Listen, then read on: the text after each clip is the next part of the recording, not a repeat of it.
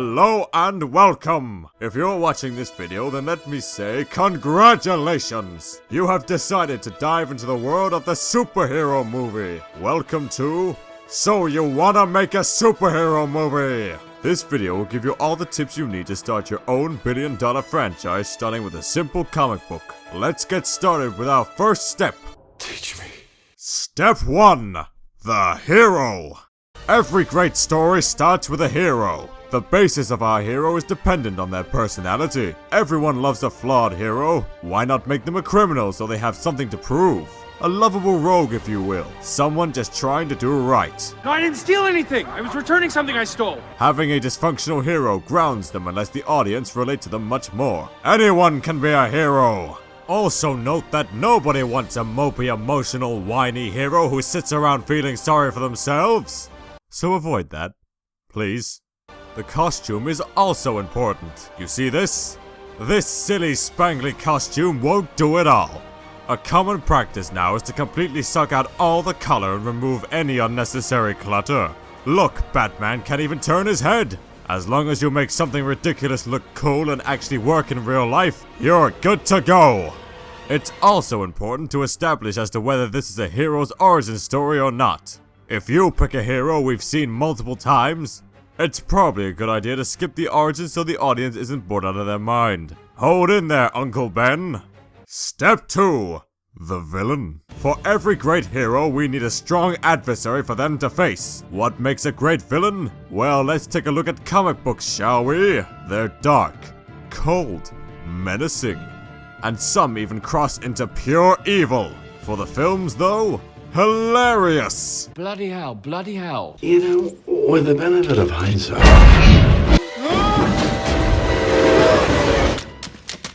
Years back, villains were given as much time and development as the hero, but now it's much more fashionable to put them in the background and make the hero look cooler. It's the hero's franchise, not the villain's. What's that? You want a villain who is on par with or even better than the hero? Maybe film isn't for you. You should have got a Netflix series instead. So what if your villain really isn't that interesting? That's okay. You can build them up in the sequel! Or kill them. That seems to be what the cool kids do. Every single one. Heck, it's actually surprising when a villain lives nowadays. Now everyone just wants to be hardcore. Your choice.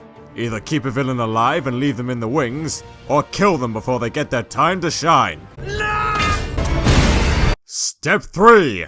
The plot. Our plot is actually very simple. You see this? This is a MacGuffin, a plot device which is embodied by a prop. It drives the narrative as the thing everyone in the film wants. That's all you need to get started.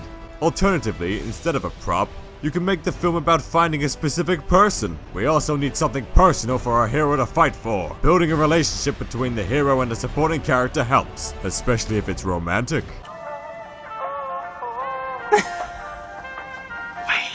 The love interest is a necessity in a superhero film, but how involved they are in the action is up to you. They can help take out the big bad, or not do that. Oh come on, Aunt May did more than you! Also, let's add some tension to the story. Kill off a major character, and just when enough time has passed for it to settle, bring them back. Death isn't permanent in the world of the superhero, unless you're Quicksilver. Well, at least we got a spare. These timelines are so confusing. What do you gain from this? Well, it'll add 10 minutes of temporary tension despite the fact it'll be extinguished when the trailers for the sequel show that character. Yeah, I don't get it either. Step 4. The tone. What's important in selling your movie is how serious or comedic you want your film to be. Recently, it has proven effective to compromise and find a good balance between the two. However, if this is too difficult and you simply want to stick to one end of the spectrum, either go full force with comedy, or drench your film in darkness. Although 1 or 2 moments of dark humor can't hurt. Let her go. Very poor choice of words.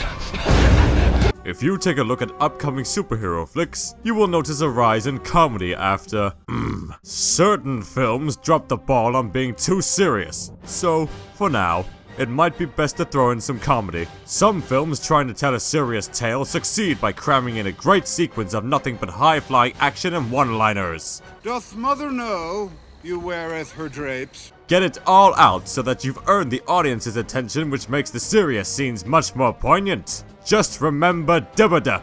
Don't be dull. So, with the hero, villain, plot, and tone all sorted, you're ready to enter the world of the superhero movie and dominate Hollywood. With billions of dollars made over the last few decades and plans dating to as early as 2028, the genre isn't going away anytime soon. Just don't expect any Oscars for your hard work. I want one. No.